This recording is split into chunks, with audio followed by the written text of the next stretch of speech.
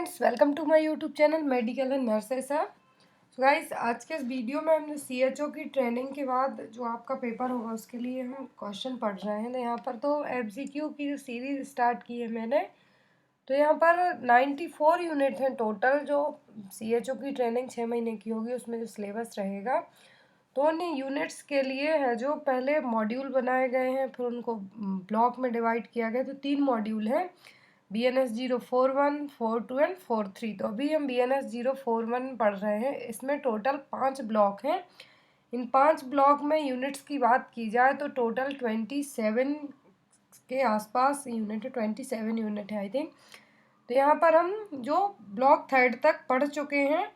First block में 7 unit थी, second block में 5 यूनिट थी, और जो थर्ड ब्लॉक था उसमें भी 5 यूनिट थी। तो जो ब्लॉक फोर्थ है इसमें टोटल 6 यूनिट हैं। तो यहाँ पर आज के इस वीडियो में हम जो MCQ बेस्ड क्वेश्चन रहेंगे वो यूनिट फर्स्ट, सेकंड और थर्ड को पढ़ेंगे। जो ब्लॉक फोर्थ है इसकी जो 6 यूनिट है, तो इन 6 यूनिट में सिलेबस क्या रहेगा वो मैं आपको पहले भी बता चुकी हूँ एक सेपरेट वीडियो में कि क्या सिलेबस है CHO का। तो यहाँ पर जो ब्लॉक फोर्थ है इसमें जो सिलेबस रहेगा मीन्स बेसिक पॉइंट रहेंगे, टॉपिक रहेंगे।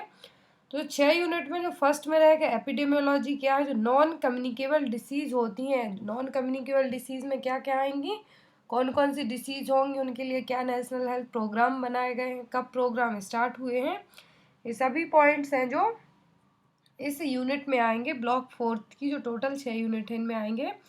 तो इसी की जो फर्स्ट यूनिट में तो बेसिक जो नॉन कम्युनिकेबल डिसीज़ हैं उनके क्या रिस्क फैक्टर हैं, क्या कॉज हैं, ये हो जाएंगे, जैसे coronary heart disease, hypertension, cancer, obesity, blindness, epilepsy, arthritis और इंजरी और एक्सीडेंट। और जो इसकी सेकेंड यूनिट है वो नॉन कम्युनिकेबल डिसीज़ फर्स्ट। तो इसमें क्या नेशनल हेल्थ प्रोग्राम बनाए गए, नेशनल टोबैको कंट्रोल प्रोग्राम कब हुआ, थायराइड डिसीज़ क्या है, एक्सीडेंट्स में कौन कौन से बॉडी के पार्ट अफेक्ट होते हैं, सभी पॉइंट हैं जो सेकंड यूनिट में होंगे। और जो इसकी थर्ड है non communicable disease second part, तो इसमें जो भी cervical cancer, breast cancer, oral cancer means जो कॉमन कैंसर होते हैं कम्युनिटी में, उनका कॉज क्या है, टेस्ट, डायग्नोस्टिक टेस्ट क्या रहेंगे, सिम्टम्स क्या रहेंगे, उनके लिए क्या प्रोग्राम बनाए गए हैं। तो ये टोटल 3 यूनिट हैं जो आज के इस वीडियो में बेस्ड ऑन हम MCQ डिस्कस करेंगे। क्योंकि अभी रिसेंट में जो UP MP के मुझे पेपर मिले थे उनमें MCQ बेस्ड क्वेश्चन आए थे, और इसके बाद जैसे ही टोटल जो 94 यूनिट है, डेली में 5 से 6 यूनिट कवर करवा रही हूँ ताकि जल्दी फिनिश हो जाए। फिर उसके बाद हम थ्योरी बेस्ड पार्ट है जो डिस्कस करेंगे, क्योंकि मेरे पास और पुराने पेपर भी मुझे मिले थे, 2019 के पेपर हैं कुछ।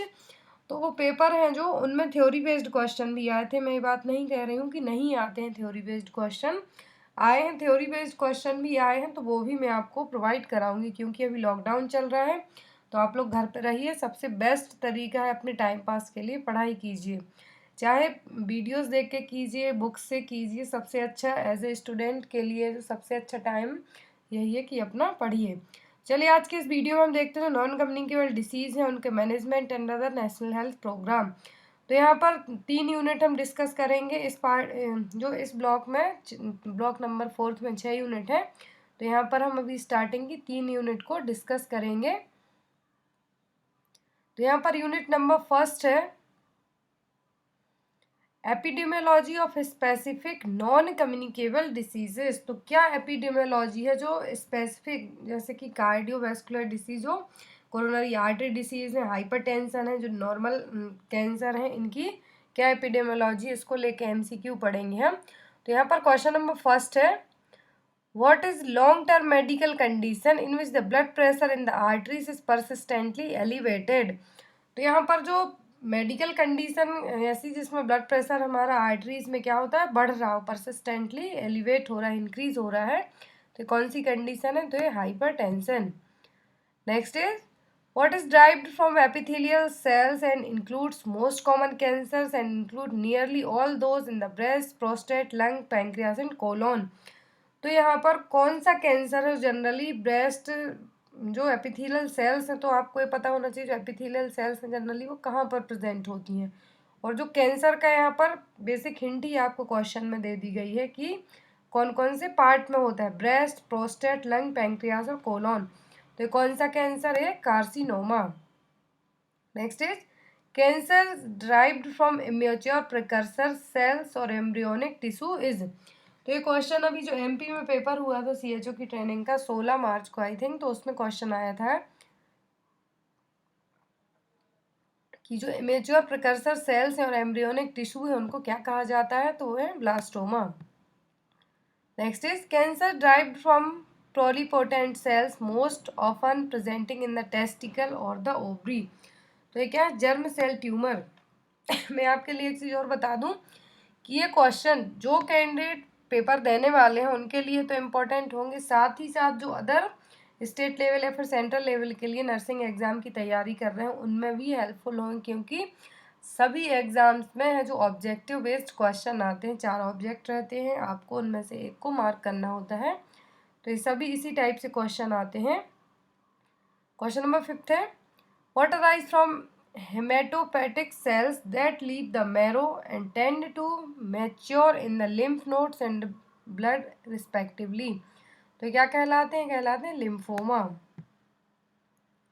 Next is what result from the pancreas failure to produce enough insulin. Means कौन सी कंडीशन में है जो पेंक्रियास जो इनफ जितना इंसुलिन की ज़रूरत है वो प्रोड्यूस नहीं कर पाती है, तो वो है टाइप 1 डायबिटीज़ मेलाइटिस।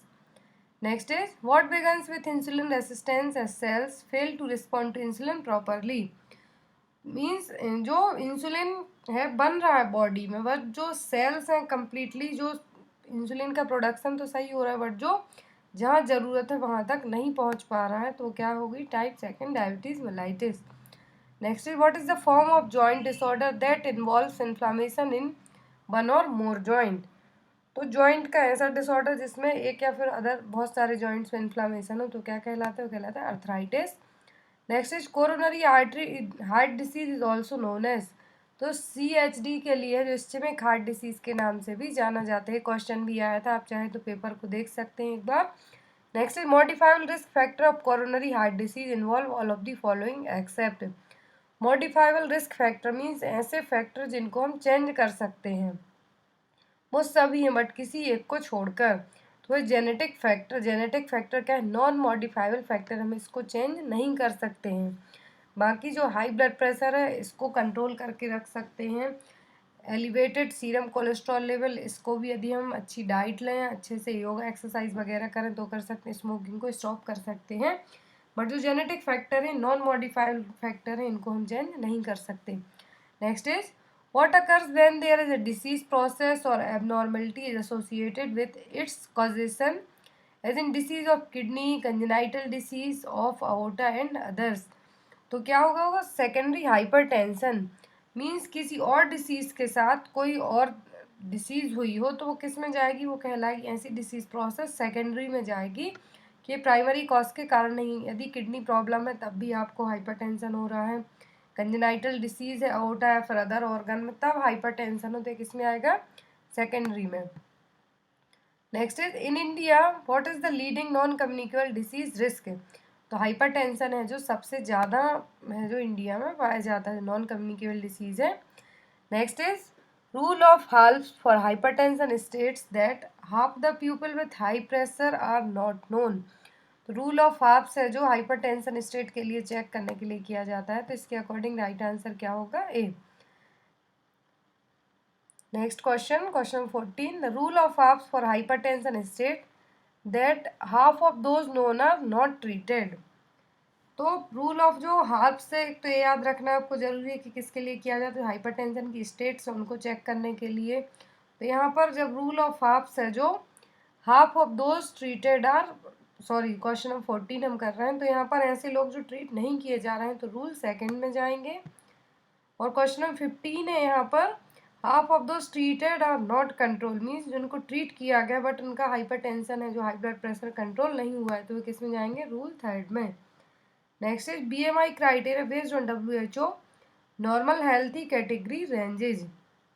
तो बेसल में जो बॉडी मास इंडेक्स है इसके हिसाब से WHO के हिसाब से जो बॉडी मास इंडेक्स है हमारा हेल्थी कैटेगरी रेंज में कितना होगा, वो होगा 18.5 to 24.9। Next is the most common form of arthritis is, तो ऑस्टियोआर्थराइटिस है जो मोस्ट कॉमन फॉर्म है अर्थराइटिस का।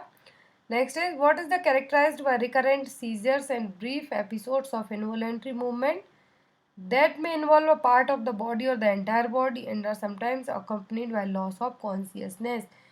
तो यहाँ पर सीजर्स, जो बार बार सीजर्स आते हैं जिनमें कभी कभी हमारे जो कॉन्शियसनेस है वो भी चली जाती है, लॉस ऑफ कॉन्शियसनेस, पूरी बॉडी है जो इनवॉलेंट्री मूवमेंट हो, अनकंट्रोलेबल मूवमेंट हो, तो क्या कहलाएगा epilepsy. Next leading cause of blindness in India, सबसे बड़ा कॉज क्या है इंडिया में अंधेपन का, वो है कैटरेक्ट। नेक्स्ट है normal fasting blood glucose level in an adult is, तो normal fasting blood glucose level कितना होता है 80 to 100 mg/dl। तो ये थे गाइस स्टार्टिंग के 20 क्वेश्चन। सेकेंड यूनिट हम देखते हैं। तो जो सेकेंड यूनिट में है जो जनरली डायबिटीज़, मेलाइटिस, कैंसर, इनको लेके क्वेश्चन है, क्या नेशनल हेल्थ प्रोग्राम बनाए गए हैं इनके लिए। तो यहाँ पर क्वेश्चन नंबर फर्स्ट है इसका, complication of diabetes mellitus involve except. तो यहाँ पर डायबिटीज़ मेलाइटिस के सभी कॉम्प्लिकेशन है बट किसी एक को छोड़कर, तो क्या है epilepsy. Next is another name for stroke, stroke के लिए दूसरा नाम क्या है, तो वो है CVA। Next is national tobacco control programme was launched in under 11th 5-year plan. तो जो 11वीं पंचवर्षीय योजना थी उस टाइम पर national tobacco control programme launch किया गया था। तो 11वीं पंचवर्षीय योजना का टाइम पीरियड क्या था, तो वो आपको पता होना चाहिए, तभी आप इसका आंसर मार्क कर पाएंगे। तो जब national tobacco control programme launch हुआ था तो वो हुआ था 2007 से 2008 के बीच में, उस टाइम पे 11वीं पंचवर्षीय योजना चल रही थी। नेक्स्ट है थायराइड हार्मोन आर, तो इनमें से कौन से थायराइड हार्मोन है, तो ये सभी है यहाँ पर थायराइड हार्मोन। तो यहाँ पर राइट आंसर क्या होगा C। Next is some of the symptoms of hyperthyroidism includes except, तो यहाँ पर हाइपरथायरॉयडिज्म के सभी सिम्टम है बट किसी एक को छोड़कर, तो क्या है epilepsy. Next is hypothyroidism is a common disorder of the in which the thyroid gland does not produce enough thyroid hormone। तो hypothyroidism है जो कॉमन डिसऑर्डर किसका है, एंडोक्राइन सिस्टम का, जब थायराइड ग्लैंड है जो नॉर्मल और जितना ज़रूरत हो जो थायराइड हार्मोन है उतना प्रोड्यूस ना कर पाए, तो कंडीशन क्या कहलाती है हाइपोथायरॉयडिज्म, और ये एंडोक्राइन सिस्टम का एक डिसऑर्डर है। Next is the government of India has launch the national mental health programme NMHP in which year. 1982 में है जो NMHP लॉन्च हुआ था, national mental health programme. Next is NPCDCS programme is started to control and prevent these disease except. तो national prevention और control जो diabetes, cancer और cardiovascular disease और स्ट्रोक के लिए एक जो प्रोग्राम लॉन्च किया गया था, तो ये इसमें सभी डिसीज़ कवर की गई बट किसी एक को छोड़कर, तो क्या है cataract. Next is type second diabetes mellitus is known as which diabetes mellitus. तो टाइप सेकेंड डायबिटीज़ मेलाइटिस को non insulin dependent diabetes mellitus भी कहा जाता है। Next is in which the onset is usually acute and severe and insulin is required for survival। तो किस type की diabetes में है जो डायबिटीज़ मेलाइटिस में सबसे, यदि जिंदा रहना है, सर्वाइव करना है, तो सबसे ज़्यादा इंसुलिन की ज़रूरत होती है, तो वो टाइप फर्स्ट। नेक्स्ट है hypertensive stage second is a condition in which blood pressure is. Hypertensive की स्टेज की सेकेंड कंडीशन है, उसमें ब्लड प्रेशर कितना होगा 160/180 by 100 to 119 mm of Hg। Next is complication of hypertension includes except, यहाँ पर सभी कॉम्प्लिकेशन हाइपरटेंशन के बट किसी एक को छोड़कर, तो वो diabetes mellitus. Next is if N artery in the brain becomes blocked by thrombus it causes, यदि कोई आर्टरी जो ब्रेन में है वहाँ पर थ्रोम्बस के कारण ब्लॉक हो गई हो, वहाँ पर क्लॉट बन गया हो, तो कौन सी कंडीशन होने के चांसेस सबसे ज़्यादा रहेंगे, तो वहाँ पर सबसे ज़्यादा चांसेस रहेंगे स्ट्रोक होने के। Next is body mass index is a simple index of that is commonly used to classify overweight and obesity in adults. तो यहाँ पर वेट फॉर हाइट, आपकी कितनी हाइट है, कितना वेट है, वो बॉडी मास इंडेक्स से है जो कैलकुलेट किया जाता है। तो यहाँ पर आंसर क्या होगा A, weight for height. Next is which of the following disease does obesity increase the risk of developing. कौन सी कंडीशन में है जो ओबेसिटी के कारण और ज़्यादा रिस्क बढ़ सकते हैं डिसीज़ होने के, तो ऑप्शन है यहाँ पर टाइप सेकेंड डायबिटीज़, कार्डियोवैस्कुलर और कैंसर। तो यहाँ पर आंसर होगा D, all of the options given are correct. Next is what are the main causes of the obesity epidemic. Obesity epidemic होने के चांसेस सबसे ज़्यादा क्या है? तो increase energy quantity, density and a more sedentary lifestyle. इससे है जो और ज़्यादा ओबेसिटी बढ़ने के चांसेस हो सकते हैं। Next is what is the definition of overweight. According to BMI, जो बॉडी मास इंडेक्स के हिसाब से जो ओवरवेट के लिए BMI कितनी होगी? वो होगी 25 से 30 होती है जनरली। तो यहाँ पर राइट आंसर क्या होगा? सी, 25 to 29.9 किलोग्राम पर metre square. Next is the diagnosis of hyperthyroidism is confirmed by blood test that shows the. तो हाइपरथायरॉयडिज्म है जो कब कंफर्म हो गया? थी ब्लड टेस्ट जब हम करवाते हैं, जब आपका thyroid stimulating hormone level below हो 0.5 MIU/dl, एलिवेट जो T3 और T4 लेवल बढ़ा हुआ हो लेकिन जो TSH का लेवल है वो कम हो। तो किस में जाएंगे? जाएंगे हाइपरथायरॉयडिज्म में। Next is clinical features of hypothyroidism involves the following accept. तो हाइपोथायरॉयडिज्म के पेशेंट में सभी चीज़ें देखने को मिलेंगी बट किसी एक को छोड़कर, तो वो होगा high blood sugar. Next is NPHC is a programme to provide preventive curative and rehabilitative services to person. तो जो NPHC प्रोग्राम है किस पर्सन के लिए रिहेबिलिटेटिव सर्विसेज प्रोवाइड कराते हैं? तो ये एल्डरली पर्सन के लिए। Next is the thyroid hormone are primarily responsible for regulation of. Thyroid hormone है जो मेटाबॉलिज्मिक रिस्पॉन्सिबल के लिए, सॉरी मेटाबॉलिज्म को रेगुलेट करने के लिए सबसे ज़्यादा इम्पोर्टेंट होते हैं। Next is non modifiable risk factor of coronary heart disease involve except. तो यहाँ पर सभी नॉन मॉडिफाइबल रिस्क फैक्टर्स हैं बट किसी एक को छोड़कर, तो वो है ओबेसिटी। ओबेसिटी है जो मॉडिफाइबल रिस्क फैक्टर होगा। Next is perspiration means process of, means sweating, बहुत ज़्यादा स्वेटिंग हो रही है, इसको क्या टर्म दिया जाता है? एक और perspiration. Next is Snellen's chart is used to measure. तो विजुअल एक्यूटी चेक करने के लिए स्नेलर चार्ट का यूज़ किया जाता है। Next on the Snellen scale normal visual acuity is 6/6 normal visual acuity माना गया है स्नेलन चार्ट में। Next is tide unit. तो इसमें जो नॉर्मल कैंसर होते हैं, जो क्रॉनिक टाइम से कैंसर रहे हैं, तो वो यहाँ पर डिस्कस किए जाएंगे। तो यहाँ पर MCQ बेस्ड क्वेश्चन डिस्कस कर रहे हैं। तो इसकी यूनिट नंबर 3 है नॉन कम्युनिकेबल डिसीज पार्ट 2। इसका question number 1, which of the following is the best definition of a non communicable disease. इनमें से कौन सी डेफिनेशन बेस्ट मानी जाएगी नॉन कम्युनिकेबल डिसीज के लिए, NCD के लिए? तो वो होगी a disease can not be transferred from person to person. Basic definition यही है नॉन कम्युनिकेबल डिसीज की, एक ऐसी डिसीज जो एक पर्सन से दूसरे पर्सन में ट्रांसफर ना हो। Next is non communicable disease also known as. तो इनको क्रॉनिक डिसीज के नाम से भी जाना जाता है कि लॉन्ग टाइम से ही चलती हैं। Next is globally cervical cancer death in India is. तो ग्लोबल बात की जाए तो सर्वाइकल कैंसर से कितनी डेथ हो चुकी है इंडिया में, कितनी डेथ हो सकती है? तो nearly 1/3 of the population in woman. Next is which vaccine is administered for prevention of cervix cancer. Cervical cancer के प्रिवेंशन के लिए ह्यूमन पैपिलोमा वायरस वैक्सीन है जो एडमिनिस्टर करवाई जाती है, HPV vaccine. Next is what is the recommended age for HPV vaccination administration.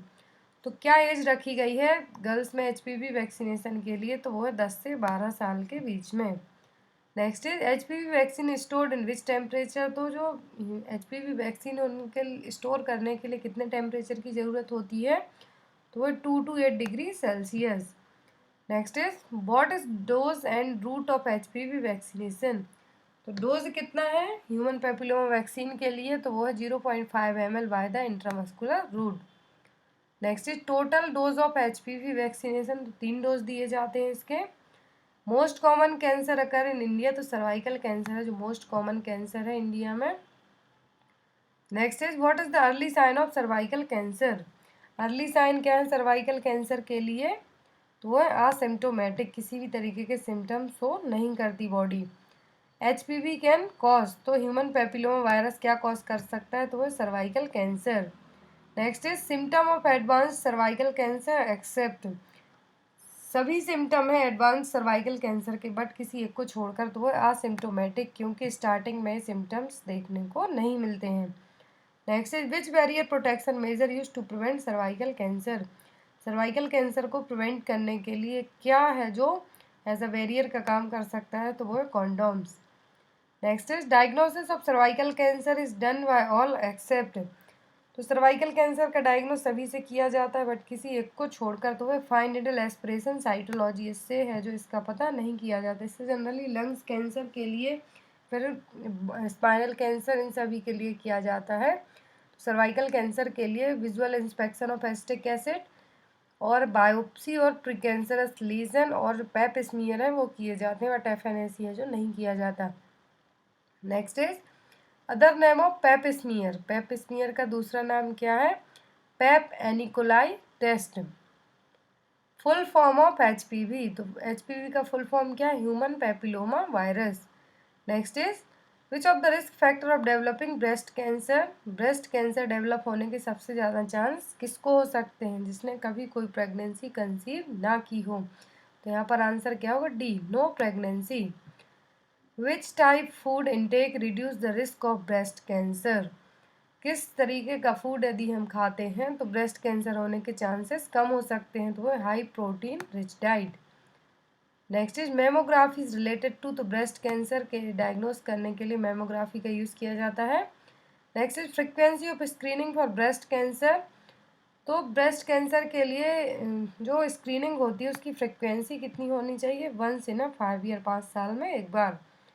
Next is breast cancer is commonly being detected by, तो ये बीएससी मेथड से कॉमनली डिटेक्ट किए जाते हैं।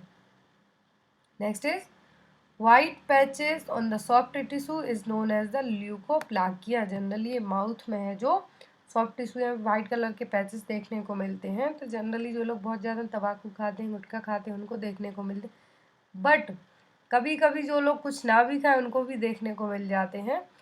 Next is red patch on the soft tissue is known as the erythroplakia. Next is common cancer of oral cavity. तो oral cavity के common cancer क्या? Squamous cell carcinoma. Last is oral cancer is caused by, तो oral cancer है जो तम्बाकू, गुटखा, पान मसाला इन सभी से हो सकता है। तो यहाँ पर आंसर क्या होगा? D, all of the above. तो ये थी गाइस ब्लॉक 4 की 3 unit, first, second and third. Next video में हम जो रिमेनिंग 3 यूनिट हम ब्लॉक 4 की, 4th, 5th और 6th वो पढ़ेंगे। इसके बाद है जो BNS 041 की एक ब्लॉक और बचेगा, ब्लॉक 5th, वो डिस्कस करेंगे। सो आई होप आपको वीडियो अच्छा लगा हो, प्लीज़ लाइक करना ना भूलें, चैनल को सब्सक्राइब करें। Thank you, bye bye.